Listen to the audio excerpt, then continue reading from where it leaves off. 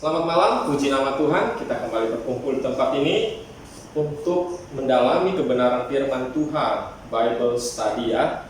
Sebelumnya kita akan angkat pujian kita dari buku Humnoi, pujian nomor 236. Pujian ini diciptakan oleh Charles H. Gabriel. Mari kita angkat pujian ini dengan segenap hati kita.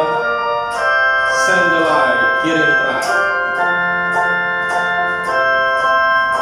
Bergema panggilan di atas lautan, kirim terang, banyak jiwa satu selamatkan, kirim terang, beritahu Injilnya, sinarkan buat yang sesat, kirim terang.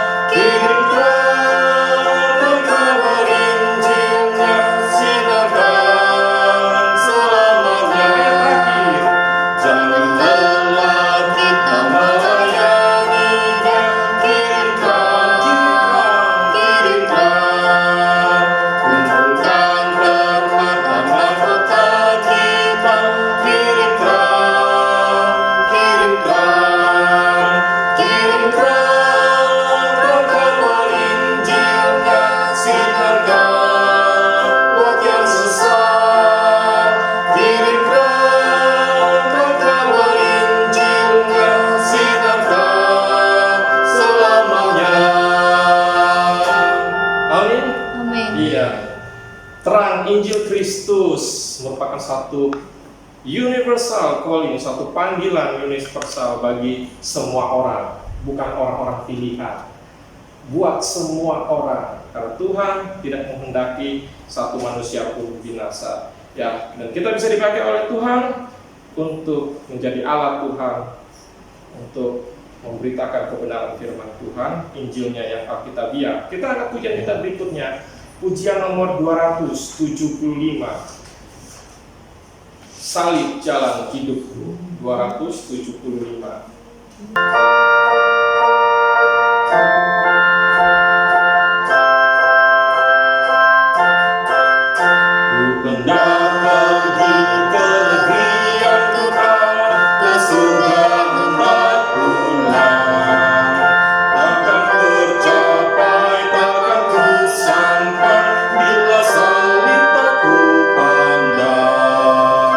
Salib jalan hidupku,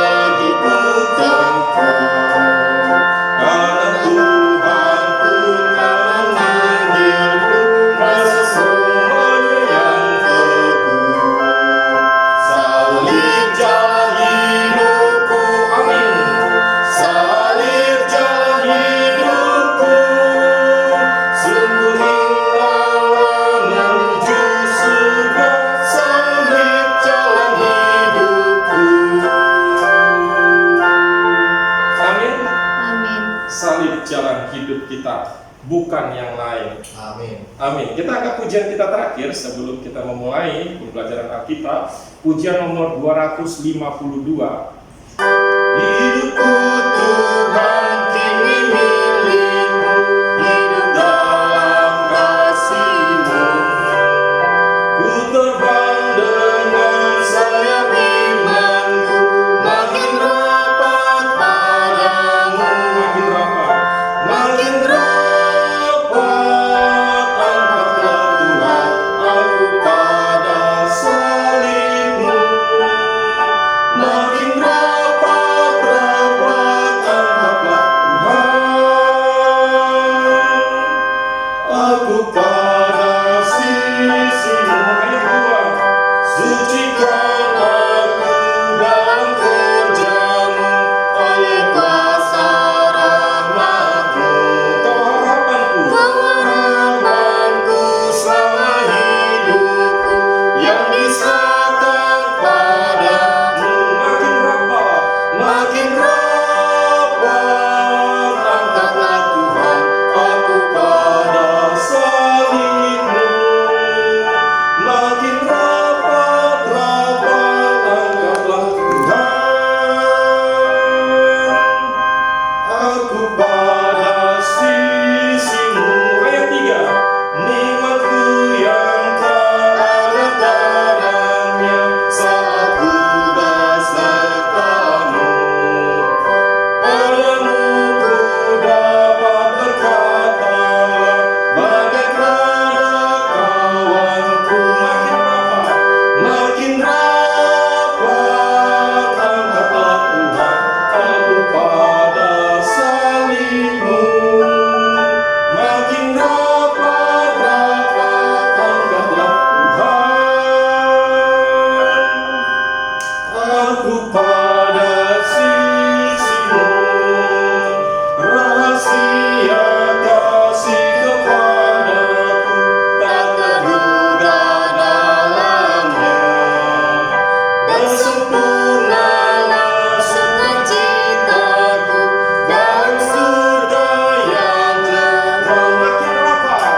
Makin rapat, angkatlah Tuhan aku pada salib-Mu. Makin rapat, angkatlah Tuhan aku pada sisi-Mu. Amin. Amin. Iya, biarlah hari demi hari hidup kita semakin dekat kepada Tuhan. Ya, karena kita sudah menyerahkan segenap kehidupan kita kepada Tuhan, karena kita adalah milik kepunyaan-Nya. Amin. Puji nama Tuhan. Kita akan mempelajari perihal ketiadasalahan Alkitab.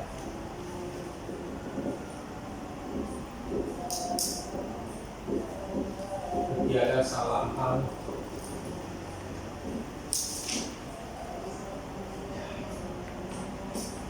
Jadi doktrin ketiadasalahan Alkitab yang sangat penting untuk bisa dimengerti sejelas-jelasnya, diyakini sejelas-jelasnya, dan dipraktikkan sejelas-jelasnya. Nah, ini berbicara ketiadaan salahan Alkitab masih satu mata rantai dengan topik ya, pewahyuan atau revelation, setelah itu inspiration. Nah, setelah inspiration, di situ masih berbicara juga nanti ketiadasalahan Alkitab, inerrancy of the Bible, dan preservation of the Bible. Nah, dalam bahasa Inggris kita dalam buku-buku teologi akan menemukan kalimat ini. Inerrancy artinya ketiadasalahan. Inerrancy of the Bible. Ketiadasalahan. Karena satu mata rantai, maka saya akan memberikan ya kilas balik sebentar sedikit mengenai pewahyuan revelation. Jadi pewahyuan adalah penyataan Allah, ya. Penyataan Allah secara lisan. Pewahyuan ada yang dibagi menjadi dua wahyu itu, yaitu general revelation dan special revelation, wahyu umum dan wahyu khusus. Nah, ketika wahyu itu harus diteruskan dalam bentuk tulisan, maka kita akan masuk ke dalam pembahasan inspiration. Nah, jadi dari wahyu, inspirasi. Nah, karena inspirasi kemarin kita sudah pelajari berasal dari bahasa Yunani theopneustos. Nah, artinya apa? Apa artinya theopneustos? Makna katanya artinya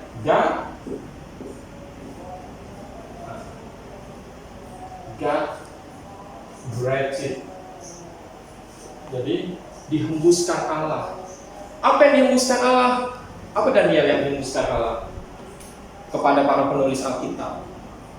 Yang dihembuskan Allah bukan hanya ide, bukan hanya konsep, tetapi sampai kepada kata per kata. Makanya inspirasi yang dipercayai oleh kelompok Baptis fundamental bukan inspirasi yang bersifat alami atau natural inspiration, ya, bukan partial inspiration, tetapi verbal plenary.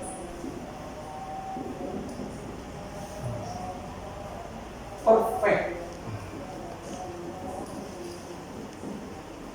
inspiration. Artinya verbal, kata per kata semua pemilihannya oleh Allah, walaupun memakai sarana atau media manusia sebagai penulis Alkitab. Tetapi sesungguhnya penulis asli Alkitab adalah Allah sendiri yang memilihkan kata-kata, Allah sendiri. Kok bisa? Nah, karena Allah Maha Kuasa, Allah bisa bekerja, ya, tanpa manusia sadari. Semua yang dia tuliskan semua dalam apa? Dalam koridor kontrol Tuhan. Kata per kata, plenary. Kata per kata bagian yang mana? Ada yang berkata, oh ada perkataan di dalam Alkitab ini perkataan iblis. Ketika iblis menggoda Hawa, nah itu bukan firman Tuhan, itu firman atau kata-kata daripada iblis. Bukan. Kalau plenary berarti semua. Artinya apa? Perkataan iblis itu disampaikan oleh Tuhan kepada Musa yang menulis siapa? Kitab Kejadian, ya. Inilah berbicara keseluruhan. Nah, kalau berbicara keseluruhan akhirnya juga berbicara tidak ada kitab-kitab yang lebih unggul daripada kitab yang lain. Ada konsep inspiration, degree inspiration. Degree itu seperti level, seperti tingkatan. Ya, ada yang berkata, ya, tingkatan tertinggi inspirasi adalah kitab Taurat, 5 Taurat Musa. Setelah itu baru kitab nabi-nabi, setelah itu baru kitab tulisan-tulisan. Nah, jadi Taurat lebih tinggi. Nah, kitab nabi-nabi lebih tinggi daripada kitab tulisan-tulisan seperti Mazmur atau Amsal atau Pengkhotbah. Tidak. Plenary ini keseluruhan, semuanya ini apa? Semuanya dari Allah, semuanya tidak ada perbedaan, begitu ya. Nah, kita juga tidak mempercayai partial inspiration sebagian, ya, sehingga ketika kita membaca Alkitab terus kita tersentuh, ya. Bahkan ada istilah juga occasional inspiration. Artinya apa? Kalau saya tersentuh, oh inilah yang diinspirasikan Tuhan. Kalau saya tidak tersentuh, kalau ayatnya berbicara kasihilah musuhmu, wah saya malah nggak senang. Wah ini bukan diinspirasikan, wah kacau. Ya. Semua diinspirasikan, bahkan perfect. Nah perhatikan kata perfect. Ini sempurna. Kalau sempurna berarti tiada salah. Inerrancy. Kalau dulu kalau berbicara sebelum muncul kelompok liberal di abad ke-19 tahun 1800-an, kalau orang berbicara inspirasi, ya, saya percaya Alkitab diinspirasikan. Berarti itu orang imannya sudah bagus. Tapi ketika muncul kelompok liberal, ya, dengan penekanan kepada rasio, logika, kalau orang ngomong inspiration atau inspirasi, imannya belum tentu begini. Jangan-jangan dia menganut konsep apa? Partial inspiration. Karena sama-sama ngomong inspirasi. Dulu sebelum orang liberal atau sebelum abad modernisme muncul, semua orang kalau udah ngomong inspirasi, pasti ini, pasti percaya ini semua, percaya punya. Tapi setelah muncul yang aneh-aneh dari kelompok liberal yang menyerang Alkitab, ya, kalau ngomong inspirasi, perlu dicek. Kamu percaya inspirasi apa? Oh, jangan-jangan degree inspiration, ya, jangan-jangan parsial. Bagian ini nanti diedit. Jangan-jangan parsial inspiration, jangan-jangan natural inspiration, jangan-jangan ya occasional inspiration. Jangan-jangan yang ini. Gitu. Makanya kalau berbicara inspirasi tidak mungkin terlepas dengan ketiadasalan Alkitab.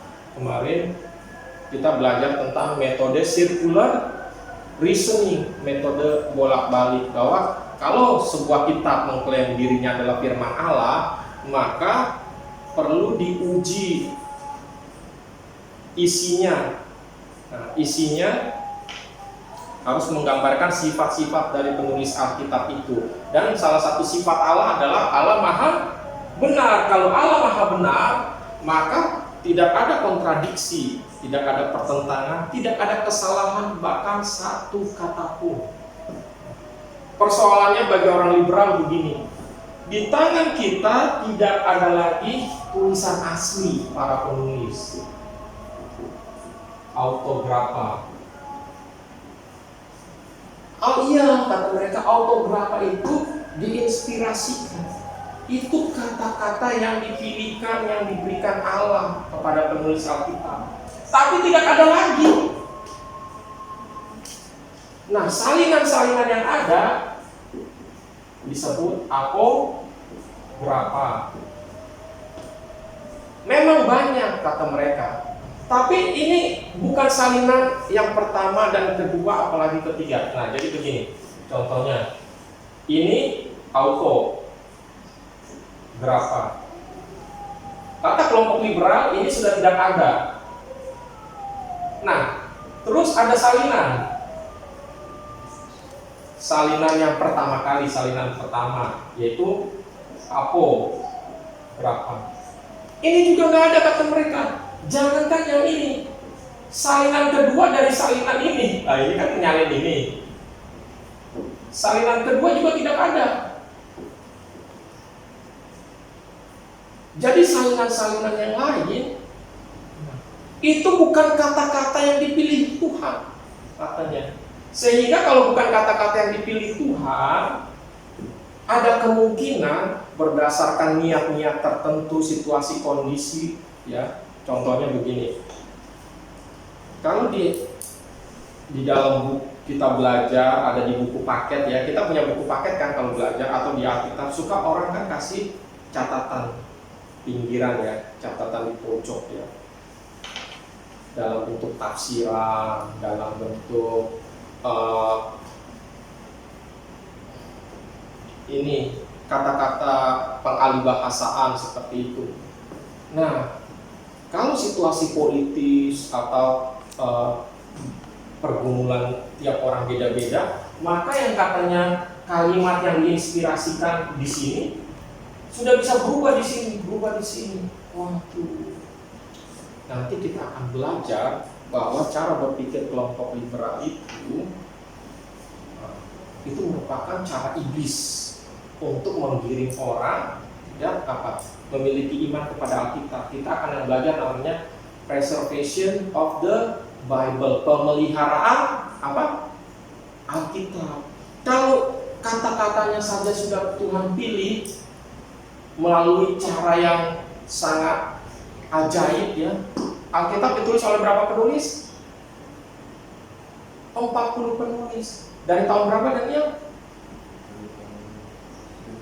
1500 sebelum Masehi sampai abad pertama atau tahun 96 ya, atau 98 Masehi.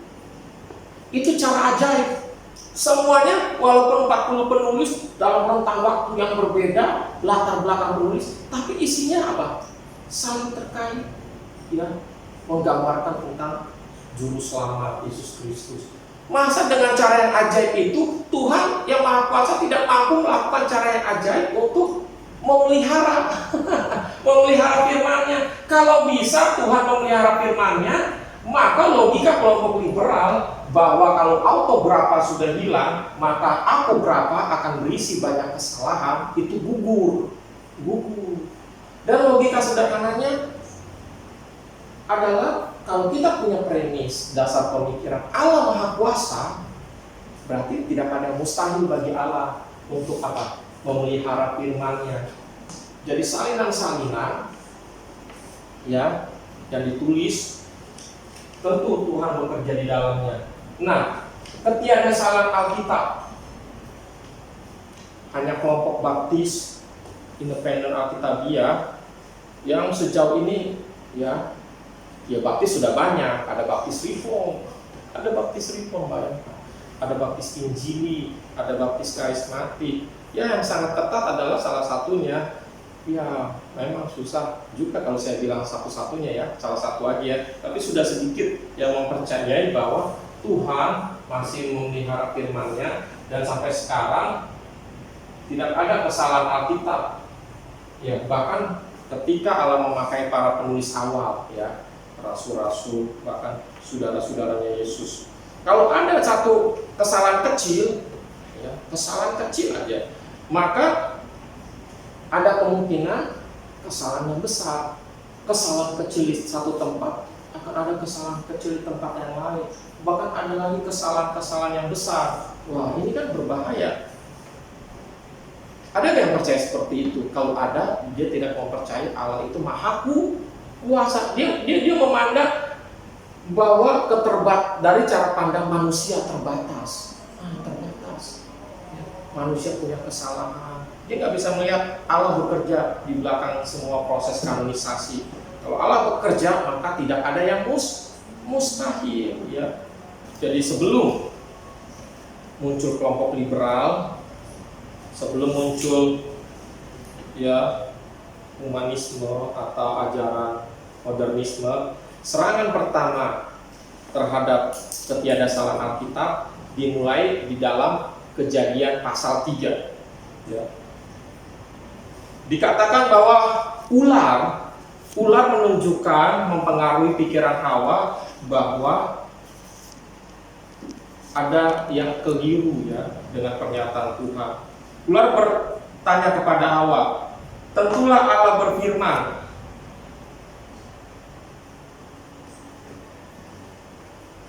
Ya, coba kita buka tentulah Allah berfirman, Kejadian pasal 3. Tentulah Allah berfirman, semua pohon dalam taman ini jangan kamu makan buahnya, bukan? Nah, ada satu pertanyaan. Tentulah Allah berfirman. Nah, jadi sebenarnya iblis sedang menanamkan keraguan-keraguan akan firman Tuhan. Jadi tentulah, bukankah Allah berfirman? Tanda tanya. Mempertanyakan firman Tuhan. Ya. Jadi serangannya sudah mulai sebelum munculnya modernisme, humanisme, munculnya kelompok liberal di dalam Kejadian pasal 3 ayatnya yang pertama. Tentulah Allah berfirman. Ya, semua pohon dalam taman ini jangan kamu makan buahnya, bukan? Dipertanyakan apakah benar Allah berfirman seperti itu. Oleh sebab itu serangan-serangan, keraguan-keraguan terhadap Alkitab kemudian berlanjut, bukan hanya di Kejadian pasal 3 ya. Jadi 39 kitab PL dan 27 kitab PB. Semuanya tuntas ditulis di abad pertama. Sehingga banyak usaha iblis terkejut untuk menggagalkan kanon ini. Oleh sebab itu ada surat-surat yang coba dipertentangkan. Seperti surat Yakobus. Yakobus menekankan bahwa iman tanpa perbuatan pada hakikatnya mati. Berarti untuk keselamatan perlu ada usaha sinergi antara Allah dengan manusia. Usahanya apa? Perbuatan. Jadi perlu iman plus perbuatan. Nah, terus Martin Luther sampai berkata, ini Alkitab rendah derajatnya, masa menekankan perbuatan. Nah, itu usaha iblis supaya kanon yang sudah jadi dari abad pertama tercerai-berai, tidak diakui otoritasnya, ya. Terus muncul buku-buku apokrifa. Kalau kita lihat Deuterokanonika dalam buku atau dalam Alkitab orang Katolik, ada Tobit. Akulah manusia paling suci di dunia. Terus tentang Daniel, surat tambahan Daniel dan segala macam, Makabe, Baruk, segala macam, ya. Tapi puji Tuhan tidak dikanonkan di dalam Alkitab kita, begitu. Jadi banyak usaha iblis untuk menggagalkan, ya, proses perkanonan Alkitab. Kalau itu masuk, ya kan aneh-aneh sekali.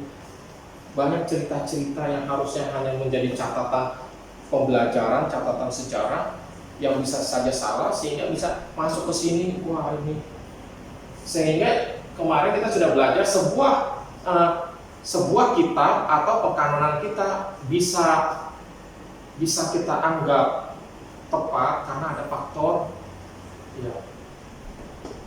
kerasulan di situ, ya. Terus ada faktor jemaat lokal, ya. Jemaat Yahudi, masyarakat Yahudi, tradisi Yahudi, bahkan jemaat mula-mula sudah menerima ini dan keharmonisasian isi, ya. Jadi jemaat mula-mula sudah diberikan kemampuan oleh Tuhan untuk membedakan mana tulisan yang diinspirasikan dari tulisan yang biasa. Contohnya coba kita buka Kolose pasal 4. Orang liberal berkata Allah itu tidak mampu memelihara firman-Nya. Kolose pasal 4 ayat 16. Coba saudara yang membaca. Kolose pasal 4 ayat 16. Dan bila mana surat ini telah dibacakan di antara kamu, usahakanlah supaya dibacakan juga di jemaat Laodikia, dan supaya surat yang untuk Laodikia dibacakan juga kepadamu. Iya.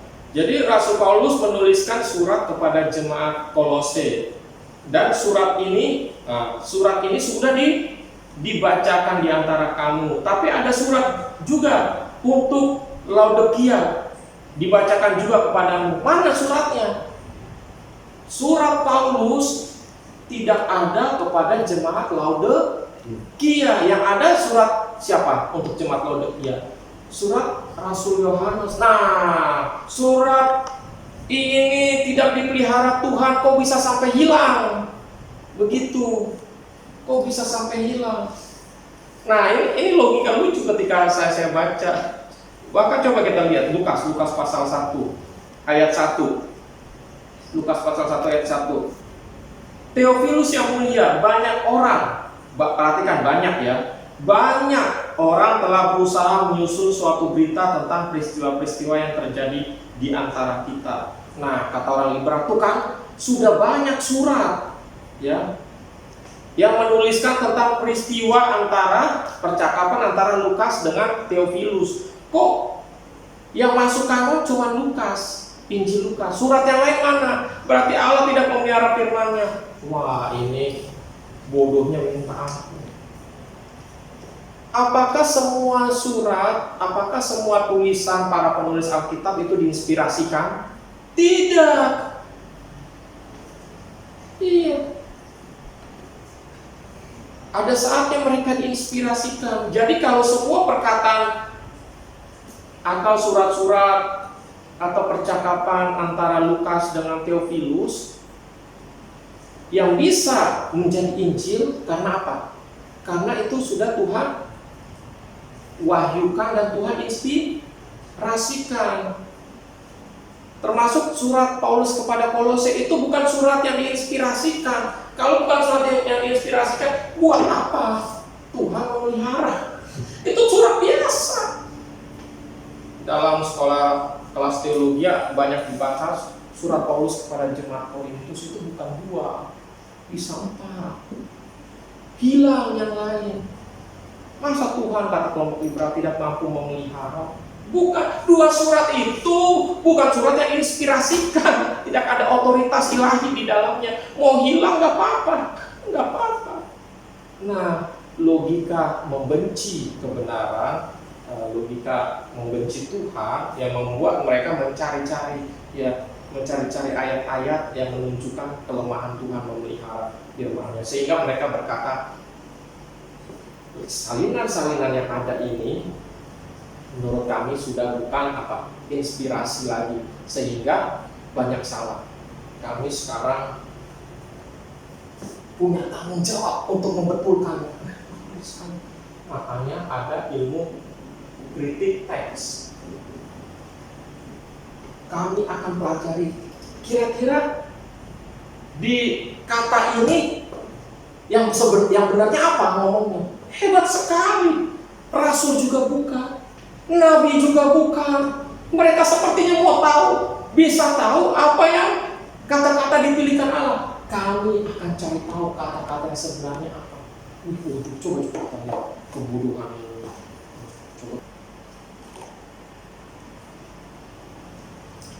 Di lain kesempatan kita akan belajar kelompok liberal. Mungkin bisa sampai 2 kali pertemuan. Mereka ada 2 kelompok saling bersaudara. Higher criticism, kritik tingkat tinggi, dan lower criticism. Itu ya, luar biasa. Kalau higher criticism bukan karena lebih tinggi artinya mereka lebih pintar, tapi higher criticism menyerang teks-teks perjanjian baru. Lower criticism menyerang teks-teks. Dilihat saudaranya udah menyerang PB, ya udah kita menyerang PL. Kita perlu bahas nanti. Ngerinya mereka. Ya. Mereka bukan hanya sudah doktor, bahkan mereka belajar Alkitab dibayar sama pemerintah, digaji. Terus khotbah. Kenapa bisa orang tidak lahir baru kok akhirnya bisa menjadi orang punya kuasa di dalam gereja melayani? Karena Calvinisme memunculkan orang-orang yang dibaptis pada waktu bayi, belum lahir baru, ya, belum bisa bertobat dan percaya, dibaptis, sehingga ketika sudah jadi jemaat belum lahir baru. Orang belum lahir baru akhirnya tidak cinta Alkitab, tidak cinta kebenaran. Bagi mereka teologi atau Alkitab itu, mempelajari Alkitab atau teologi itu tidak ada bedanya dengan mempelajari ilmu pengetahuan yang lain. Bahaya, karena mereka sudah digaji pemerintah. Seorang bernama Vernon McGee pada tahun 80-an mengobservasi bahwa dari 700 pengkhotbah yang diwawancarai, ada 700 pengkhotbah, 48% menyangkal inspirasi penuh Alkitab, tidak percaya verbal plenary perfect inspiration. Padahal orang yang mempelajari dan mengkhotbahkan Alkitab harusnya orang yang paling menjunjung tinggi Alkitab. Menjunjung tinggi Alkitab. Alkitab gak ada salah, udah ada mati. Kalau bagi mereka aja Alkitab ada salah, bagaimana kita yakin mereka siap memberikan nyawanya buat Tuhan? Kalau ada penganiayaan, kalau ada kemiskinan, pasti jadi mualaf, pasti pindah agama. Orang Alkitabnya saja tidak mereka percayai sepenuhnya dari Tuhan, ya hanya sebagian, atau ada salahnya, wah bahaya. Jadi dari 700 pengkhotbah Vernon McGee mendapatkan 48% ya menyangkal inspirasi penuh Alkitab. Waduh, ngeri sekali. Nah, kita akan belajar pandangan ketiadasaraan Alkitab. Alkitab penuh salah. Waduh, ngeri sekali. Alkitab penuh salah, tapi yang mempercayai ini orang Kristen liberal.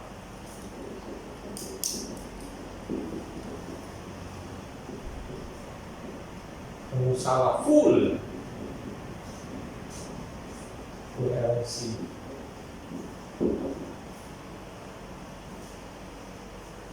Jadi mereka percaya pandangan ini bahwa Alkitab itu karya manusia seutuhnya, sama seperti buku-buku sejarah, ya, sehingga bisa terjadi apa? Konflik kepentingan atau politik kepentingan, sehingga bisa terjadi rekayasa di dalamnya dan banyak kesalahan.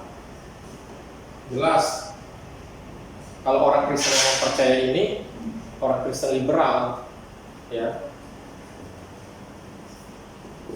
bayangkan agama Islam saja masih mempercayai ya Alkitab kita firman Allah di bagian apa? Injil, Taurat, dan Zabur.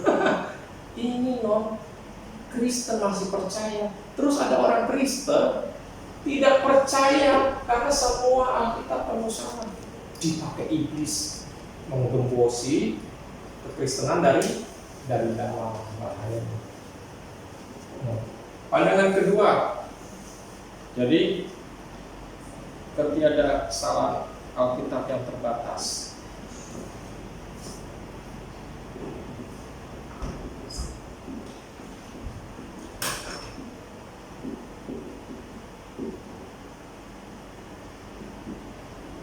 Ketiadasaraan Alkitab yang terbatas, jadi limited, inerensi.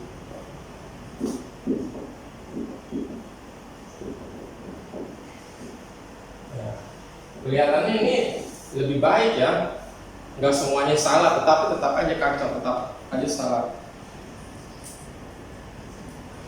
Jadi bagi mereka Alkitab itu tidak salah untuk hal-hal yang bersifat rohani.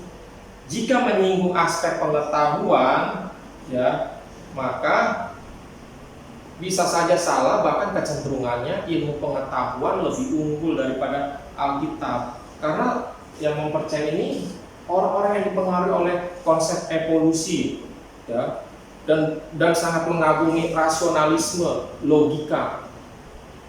Padahal banyak ilmu pengetahuan, banyak teori, sains itu ketika bertentangan dengan Alkitab kan karena masih sifatnya spekulasi, ya. Makanya ada dalam urutannya begini kan, hipotesa.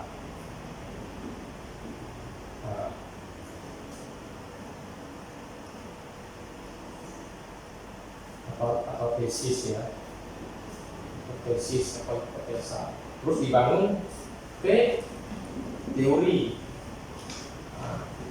Ini masih spekulatif nih. Maka saya contoh juga. Itu kan pandangan tentang ketidaksalaan Alkitab. Itu pandangan menurut siapa? Iya, pandangan yang beredar, kelompok-kelompok liberal. Oh, Iya. Semua gitu, bukan semua gitu. Semua.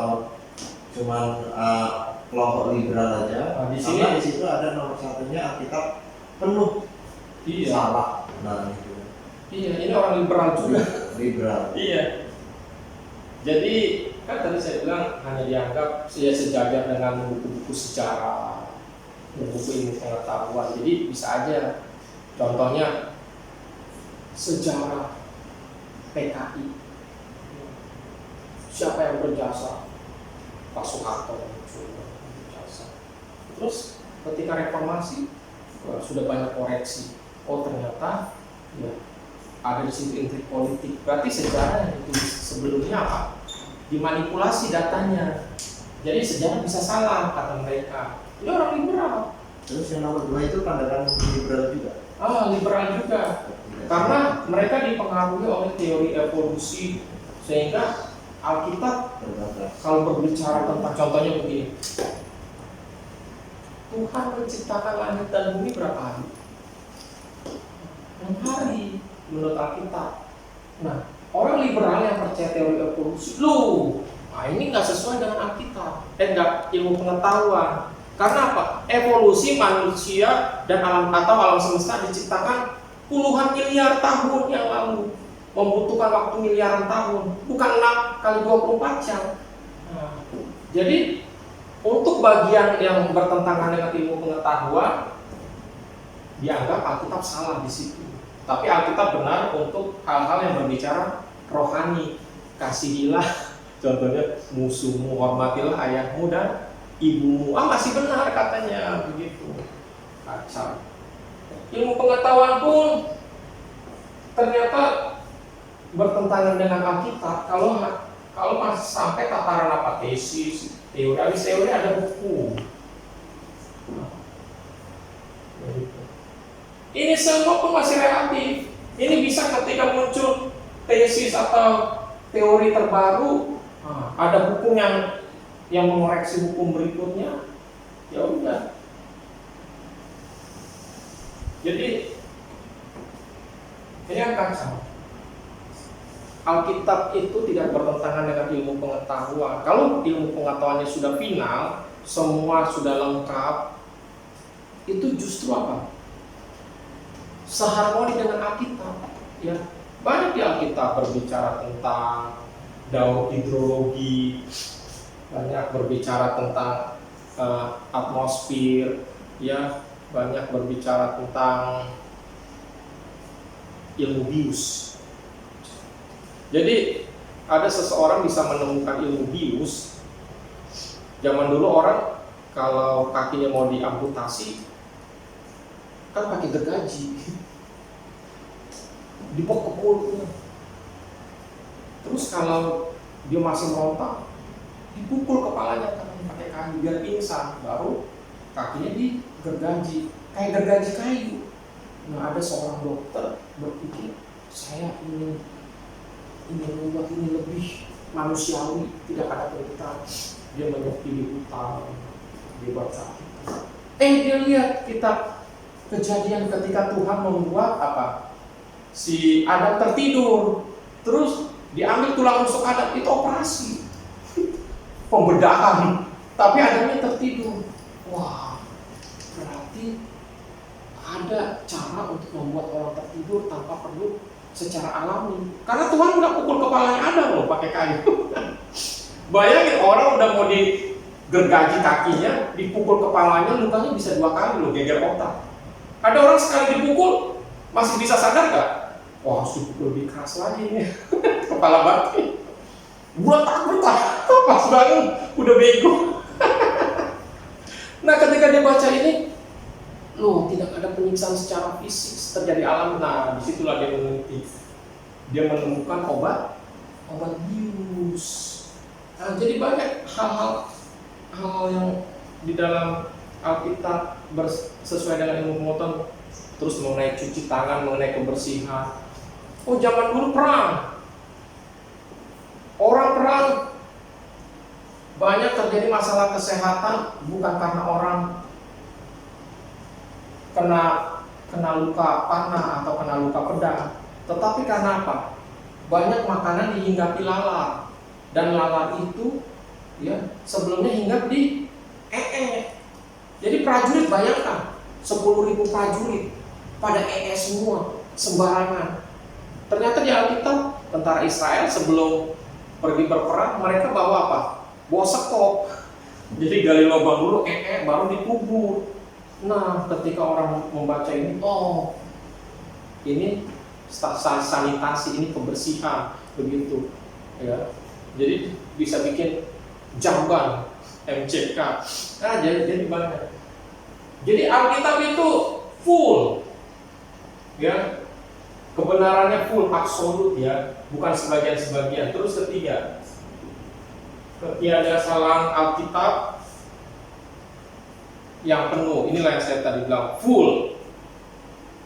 inerrancy of the Bible, ketiadasalaan Alkitab yang penuh, full. Inerrancy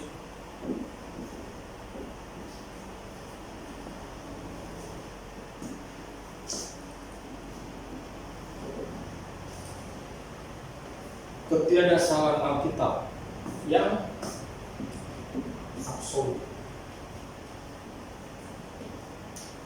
Jadi absolut inerrancy.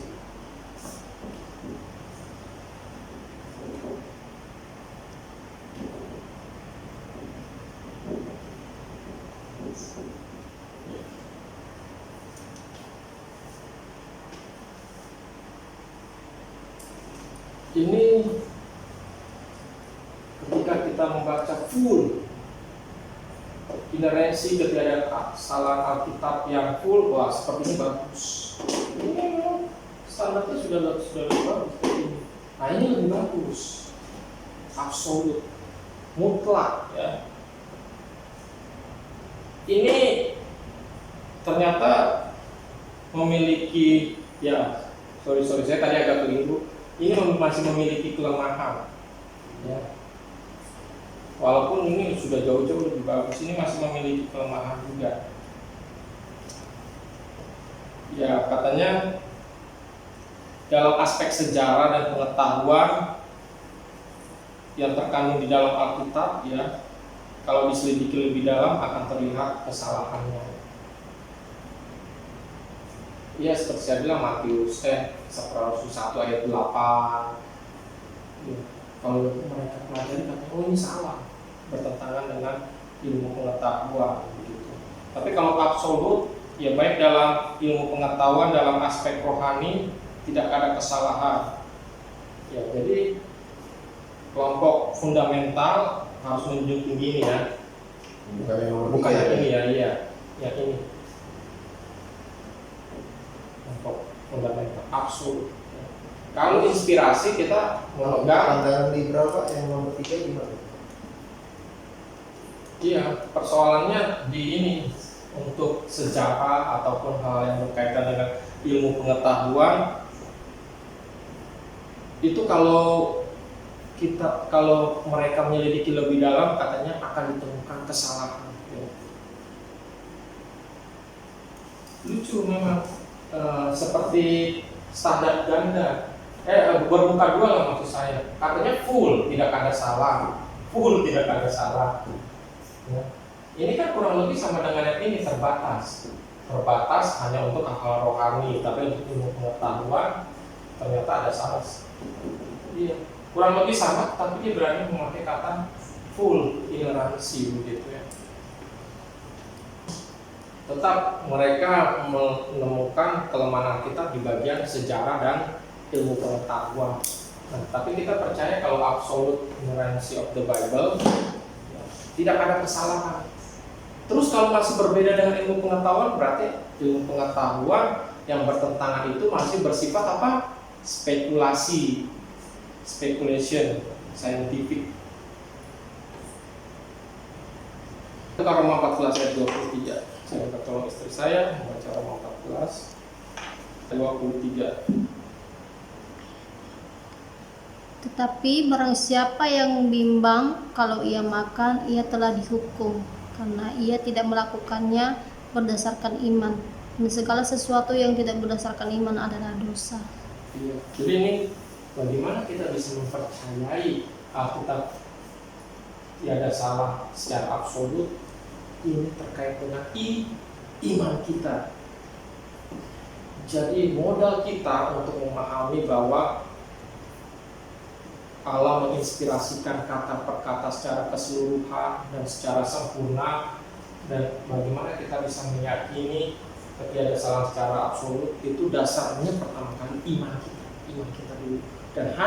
Dan persoalannya di sini kita lihat orang yang meragukan inspirasi, orang yang meragukan ini karena mereka belum lahir baru, sudah ada di gereja dan mereka lah kelompok liberal. Tapi kalau kelompok fundamental yang sungguh-sungguh sudah lahir baru, imannya sudah diselamatkan, premisnya sudah harga mati, nggak ada kesalahan. Karena Allah yang maha kuasa, Allah yang maha benar, yang menjadi penulis asli ini. Oh, bagaimana orang zaman sekarang? Apakah masih banyak yang memiliki iman seperti ini? Susah. Di kampus-kampus teologi sekalipun, ketika banyak dosen-dosennya orang liberal, banyak yang mempercayai konsep evolusi. Ketika ada seorang Kristen dengan iman mempercayai semua kata Alkitab, tidak mempercayai evolusi, bahwa alam semesta mulai dari satu titik yang maha padat yang meledak, bahwa alam semesta umurnya miliaran tahun, bahwa langit dan Tuhan menciptakan miliaran tahun bukan 6 hari, mereka akan dipecat.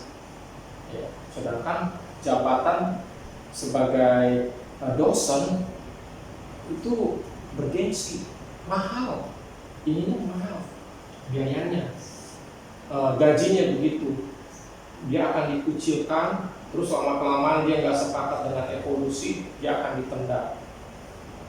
Dia tidak punya teman, melamar di tempat-tempat manapun, kalau dia tidak mempercayai evolusi, dia tidak mempercayai bahwa Alkitab itu ada salah, wah susah. Banyak imannya akhirnya kompromi. Dia sudah lahir baru awal-awal, iya, tapi tidak kuat mempertahankan iman. Nah, kalau dia masih percaya kepada Yesus sebagai Tuhan dan Juru Selamat, tapi dia tidak mempercayai Alkitab itu tidak ada salah, kalau mati masuk surga kan? Imannya masih kepada Yesus, tetapi bagi dia Alkitab pada akhirnya dia berubah. Alkitab ini bagi dia ada salah. Ketika dia meninggal, gimana? Masih masuk surga gak?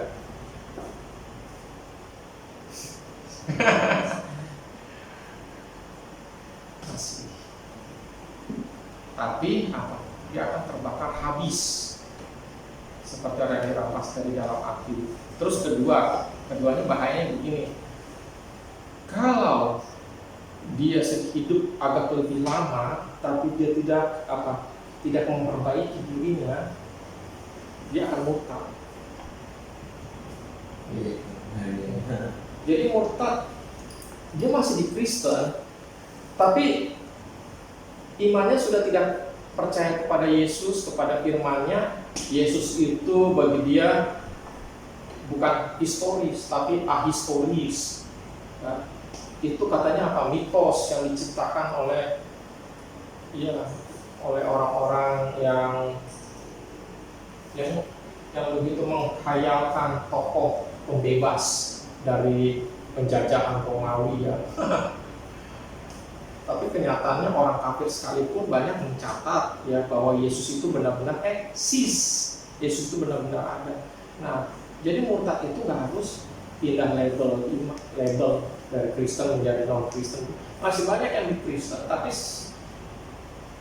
karena sudah bergeser bukan kepada Yesus lagi, udah bisa disebut murtad, walaupun masih jadi dosen teologi ya. Masih khotbah. Karena khotbah bagi dia sesuatu yang rutinitas begitu. Ya seperti yang saya bilang, ada seorang doktor teologi yang bilang, ya peristiwa bangsa Israel menyeberangi laut merah yang terbelah dua itu dongeng. Ya. Bangsa Israel bisa menyeberanginya karena airnya cuma semata kaki, ya bisa. Nggak percaya dan muridnya bilang, wah puji Tuhan, luar biasa. Kok luar biasa, semua juga bisa nyebrang. Enggak, justru ini makin luar biasa. Kok hanya dengan air semata kaki, Firaun dan kereta-kereta kudanya tenggelam. Wah, bayangkan. Sudah jelas-jelas ada fakta Firaun dan kereta kudanya tenggelam, masih dibilang air semata kaki. Orang-orang kacau. Nah, jadi kita harus memiliki iman, karena tanpa iman ya orang tidak berkenan kepada Allah. Jadi kalau ada cara pandang yang berbeda, ada kesimpulan yang berbeda terhadap Alkitab, jangan mencurigai Alkitab karena iman kita sudah mantap. Ini ditulis oleh Allah yang Maha Benar, makanya bersifat ilahi. Nah, kalau orang liberal berkata, apakah Alkitabmu Alkitab yang ditulis oleh Allah? Apakah Alkitabmu, dari Alkitabmu ada kebenaran yang menuntut keselamatan? Wah, bahaya. Mereka nggak akan bilang iya. Padahal agama yang lain seperti saya bilang, kalau perlu meledakkan dirinya karena yakin ajarannya. Kalau perlu membunuh, halal darah orang kafir karena meyakini ajarannya. Nah, orang liberal itu kacau sekali. Ya. Jadi itu saja, nanti kita bisa lanjutkan. Dari ketiadasalahan Alkitab ini akan berlanjut kepada Allah memelihara, termasuk memelihara firman-Nya melalui apa? Salinan. Ya, itulah yang tadi saya tuliskan di sini. Diragukan oleh orang liberal karena autografa sudah tidak ada, dan salinan pertama, kedua, ketiga yang autografa sudah tidak ada. Nah, diragukan salinan-salinan berikutnya yang apa? Yang berikut yang lebih tua, yang lebih muda usianya. Karena apa? Ya, yang menyalin berikutnya pun mungkin ya sudah banyak tafsiran, kata-katanya sudah dipengaruhi oleh ya kepentingan politis, budaya atau pergumulan hidupnya begitu. Nah, itu akan dibahas juga di pemeliharaan Alkitab, bahwa Alkitab masih dipelihara sampai kepada salinan. Kalau terjemahan, seperti Agustinus bilang, kalau dia bingung, yang salah ini pasti bukan kebenarannya, tapi terjemahannya. Ya, terjemahan bisa salah, karena kadang tidak ditemukan kata-kata yang pas dari satu bahasa. Bahkan orang liberal lucunya berkata, kalau memang Allah menghendaki semua Alkitab bisa dimengerti oleh semua orang, kenapa tidak dipilihkan dipakai bahasa yang bisa dimengerti semua orang? Itu kan bodohnya minta ampun. Dulu kan bahasa sudah dikacaukan pada masa Menara Babel. Jadi sangat logis kalau sudah kacau, tidak ada bahasa yang bisa dimengerti semua orang. Justru karena Tuhan ingin menghendaki banyak orang mengerti, dipilih bahasa internasional, lingua franca. Pada zaman dulu Yunani, pada zaman sekarang Inggris. Kenapa lu masih komplain? Logika kamu, kalau memang kamu pintar, kamu tahu bahwa memang tidak ada bahasa yang bisa dimengerti semua orang. Bahasa orang gagu aja cuma pakai tangan, kita masih bingung. Ya. Seorang perempuan begitu, kita nggak bisa bilang, oh dia lapar. Mungkin dia bilang, aduh saya kebelet makanya, aduh saya sebenarnya sedang mengandung 1 bulan. Bahasa ini aja bisa deh, nggak bisa. Tuhan memelihara sampai kepada salinan-salinan. Makanya ketika ada perdebatan teologis, jangan buka terjemahan. Wah, orang Tiongkok langsung buka bahasa Mandarin. Orang Nias langsung buka kitab Niasnya. Orang Batak yang buka Bibel dibuka. Harus buka kitab bahasa asli, bukan terjemahan. Begitu. Terjemahan masih bisa salah karena tradisi mempengaruhi di dalamnya. Oke. Jadi mengenai ketiadasalahan kita masih bisa kita lanjutkan. Di sini ada buku Pak Stephen sama buku Pak Sunento yang membahas itu ya. Ya, jadi kita akan dapat tambah-tambahan berikutnya. Kalau tidak ada lagi, kita akan menutup. Ya, Bapak di dalam surga, kami mengucap syukur untuk kebenaran pada malam hari ini yang sudah kami pelajari, walaupun membutuhkan ekstra berpikir, walaupun tubuh kami sudah capai, tapi kami tahu manfaat yang kami dapatkan jauh lebih besar, manfaat untuk pertumbuhan rohani kami, untuk kami menjadi orang yang semakin militan dalam mengasihi firman Tuhan, mempercayai firman Tuhan, dan melakukan firman Tuhan. Tentu apa yang kami lakukan malam hari ini Tuhan pandang penting, ini menjadi satu kebenaran di hadapan Tuhan, dan kiranya Tuhan menolong kami untuk rencana kami selanjutnya sepanjang hari ini. Biarlah Tuhan yang terus menyertai kami dan memberkati kami. Inilah doa kami ya Tuhan, kami naikkan hanya di dalam nama Tuhan Yesus Kristus. Amin.